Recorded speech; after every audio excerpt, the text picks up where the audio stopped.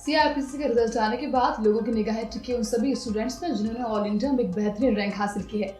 मैं पूजा सैनी और आज आपको मिलवाने वाली हूँ सीआईपीसीसी 2015 में ऑल इंडिया 16 रैंक हासिल करने वाले अविरल भाटिया से। अविरल, सबसे पहले आपको कांग्रेचुलेशन, आपने ये सफलता हासिल की है। तो आपका रिएक्शन कैसा रहा जब आपको पता चला कि आपको इतनी अच्छी रैंक मिली है? एक्चुअली बिल्कुल एक्सपेक्टेड नहीं था मेरा रैंक का। आई वॉज एक्सपेक्टिंग कि मेरे कुछ 4-5 नंबर कम रह जाएंगे लास्ट रैंक से।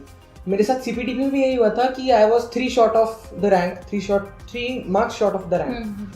सो बिल्कुल एक्सपेक्टेड नहीं था। I was just sitting there looking at the watch कि कब टाइम होगा, कब 1 बजेगा, कब रिजल्ट आएगा। और फिर मेरे फ्रेंड का फ़ोन आता है कि तेरा क्या रहा, रिजल्ट आ गया। तो मैंने फटाफट लैपटॉप खोला, रिजल्ट देखा और I was shocked. I told my mom, I told my dad. My dad was in the office. He came running after taking मिठाई लेके सीधा घर आ गए वो। And मतलब जो मैंने उनके चेहरे पे खुशी देखी वो मैंने आज से पहले कभी नहीं देखी थी। And it was a very proud moment for me.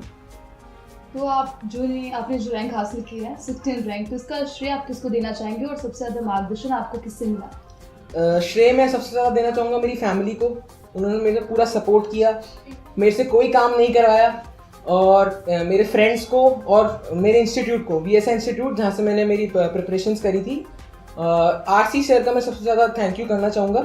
उन्होंने काफ़ी मोटिवेट किया, बहुत मतलब उन्होंने ही मोटिवेट किया। उन्होंने ही बताया कि हाँ ये 15 दिन में टैक्स पढ़ना है, ये 10 दिन में लॉ पढ़ना है। और I will really thank RC sir for the same.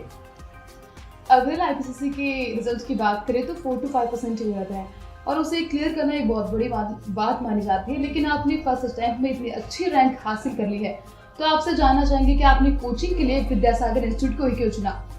Actually मैंने मेरी CPT की ट्रेनिंग और कोचिंग भी इंस्टीट्यूट से ही करी थी, VSI से ही करी थी।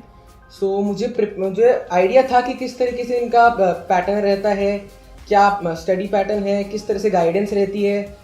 और I was very impressed about the system कि सर किस तरह से पर्सनल अटेंशन देते हैं हर बच्चे को जिसमें पोटेंशियल है कि वो रैंक ला सके, उसको रैंक लाने के लिए सर मोटिवेट करते हैं। और हर वो बच्चा जो फेल होने की पोजीशन पे है, उनका कोशिश यही रहती है कि जस्ट वो पास हो जाए, मतलब किसी भी तरह से पास करा पाए।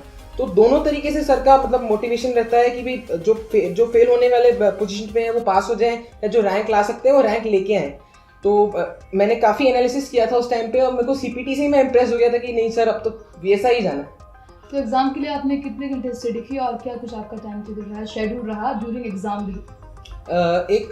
2 फेज होते हैं एक IPCC के टाइम पे। एक तो जब तक आपकी कोचिंग चल रही है और सेकंड फेज है सेल्फ स्टडी का फेज। तो जब तक कोचिंग चल रही थी तब तक यही था कि रेगुलर 7-8 आवर्स की कोचिंग होती है, तो कोचिंग लो और घर आके जो कोचिंग में उस दिन पढ़ाया एक बार उसके ऊपर रिवाइज मार लो, एक बार उसको पढ़ लो बस।